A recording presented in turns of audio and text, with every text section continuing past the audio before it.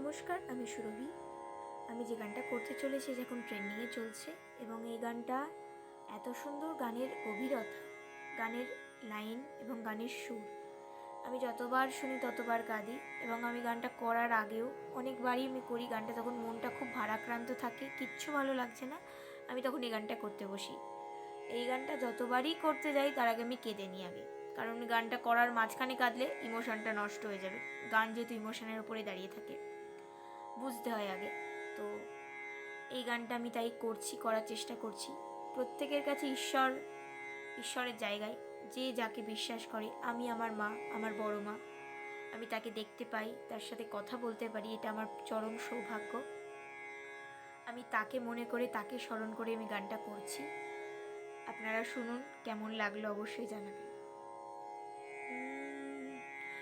ও শ্যামা, ও শ্যামা, কি করি বলো না, সংসার কারাগার